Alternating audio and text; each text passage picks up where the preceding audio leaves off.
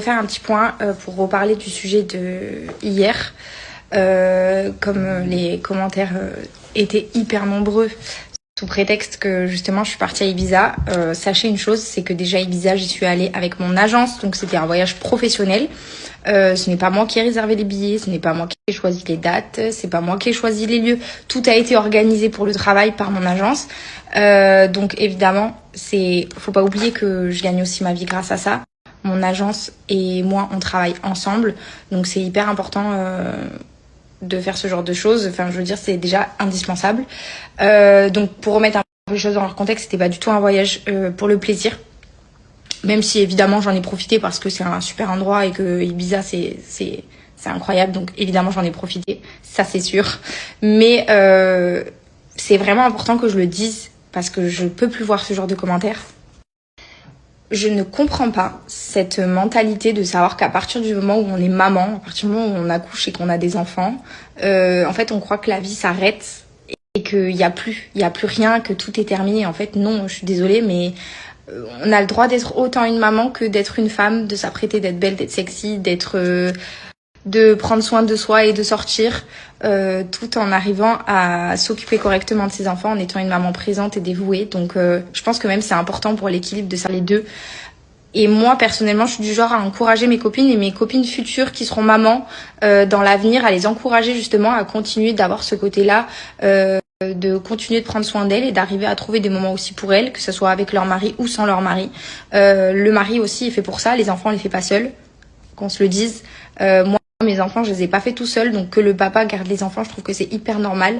À un moment donné, il faut arrêter de changer ce qui est normal et de le rendre comme si quelque chose était exceptionnel. En fait, vraiment, il faut arrêter de rendre les choses normales comme si elles étaient exceptionnelles, comme si faire croire qu'un papa qui garde ses enfants seul, c'est quelque chose de waouh, c'est genre un exploit. Non, c'est normal. Un papa, c'est un papa. Alors oui, il y a des papas peut-être plus dévoués que d'autres. Il y a aussi des papas qui travaillent et des papas qui malheureusement doivent peut-être assurer plus pour ramener l'argent à la maison, et peut-être que les mamans doivent compenser pour s'occuper des enfants. Et à l'inverse, il y a aussi des mamans qui vont travailler et des papas qui sont des papas au foyer. Dans n'importe quelle situation, à partir du moment où il y a un équilibre dans le couple et quand le couple est heureux de cette façon-là, moi personnellement, je travaille, je gagne mon argent et je vis avec mon argent.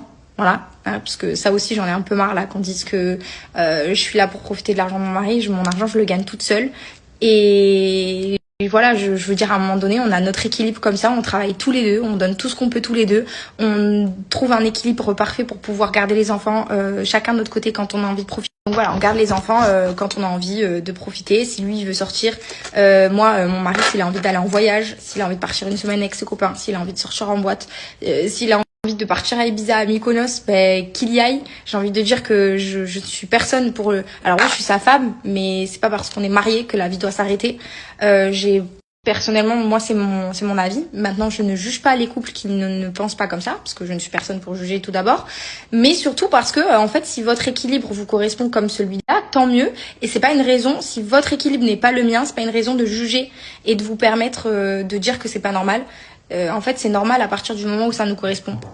Bah ça. Donc vraiment, j'en ai marre. Et en plus, ce qui m'énerve encore plus, c'est que c'est des femmes à chaque fois. Et je comprends pas pourquoi on est obligé entre femmes de se tirer dans les pattes comme ça à ce moment-là. Vraiment, c'est un truc qui me gonfle. On se bat pour pouvoir porter des jupes, pour pouvoir porter des décolletés sans se faire regarder, sans se faire siffler dans la rue. Et en fait, pour avoir une égalité homme-femme à chaque fois.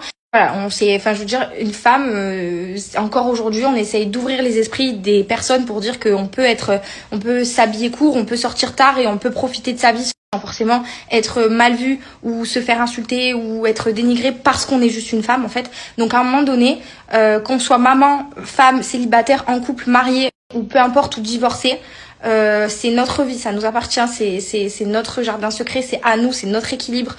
Comme je vous le dis, n'importe quel statut que vous puissiez avoir, il faut arrêter de se faire critiquer comme ça sans cesse. Et je parle que moi je suis connue, mais je parle aussi parce que je sais qu'il y a des mamans qui sont dans mon cas et qui se font juger par leurs amis ou leur famille ou même des inconnus parce qu'elles profitent de leur vie et parce que elles font des choix aussi dans leur vie. À un moment donné, on fait ce qu'on veut et on fait ce qui nous rend heureux et on trouve l'équilibre parfait qui nous correspond pour pouvoir vivre notre vie pleinement, en fait, j'ai envie de vous dire. Donc stop, voilà. Et si on veut vraiment cette égalité et qu'on veut que les papas continuent à ouvrir leur esprit pour pouvoir s'occuper de leurs enfants, à un moment donné, il faut qu'on puisse défendre ce genre de sujet. Donc voilà, c'était vraiment important que j'en parle parce que c'est quelque chose qui me contrarie clairement. C'est pas la raison, enfin vraiment pour le coup, c'est même pas quelque chose à la base donc je devrais me justifier parce que c'est ma vie, je fais ce que je veux en fait. Si mon mari il me dit rien, enfin je vois pas pourquoi ça serait les gens qui devraient dire quelque chose. Enfin bref, voilà, au moins c'est fait, au moins c'est dit. Si vous êtes une maman dans mon cas, au moins sachez que personne n'a à vous critiquer. Si vous n'êtes pas une maman dans mon cas, je ne vais pas vous critiquer non plus, donc ne faites pas de même. Chacun fait comme il veut, voilà. Je m'arrêterai sur ça est-ce que je vois quelques commentaires qui disent que parce que du coup pour ceux qui ont suivi, j'avais déjà des prothèses, donc j'avais déjà subi une opération. En 2018, je m'étais fait opérer de la poitrine. Et là, je me suis refaite opérer parce que du coup, j'avais eu mes grossesses et mes allaitements. Donc, j'ai voulu changer mes prothèses.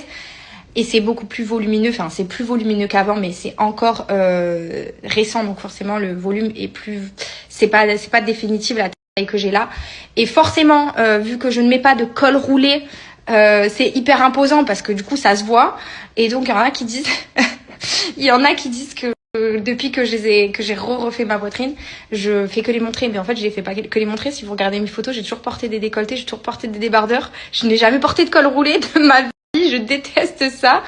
Donc oui, effectivement, on les voit, ils sont là et je peux pas les cacher en fait. Donc je sais même pas si vous remarquez, mais je mets les mains devant tellement je suis gênée de ces commentaires. Enfin bref, j'en peux plus. Mais enfin voilà, clairement, je rigole, vraiment, je le prends à la légère, mais j'en peux plus, j'en viens. Je vous dis, je mets mes mains devant mes bras parce que je me dis, mais ouais, ils sont là. Enfin, vous voulez que je fasse quoi? Enfin bref. Ça me fait vraiment rire, mais en même temps, ça m'énerve, j'en peux plus. Je vous jure qu'un jour, ces haters vont m'avoir et vont réussir à me faire couper les réseaux et me faire tout arrêter. Il y a des moments là, ces derniers mois, où je me dis, mais qu'est-ce que je fous encore sur les réseaux, quoi. Des fois, je vous jure que c'est angoissant, cette histoire. Est-ce que je vois quelques commentaires?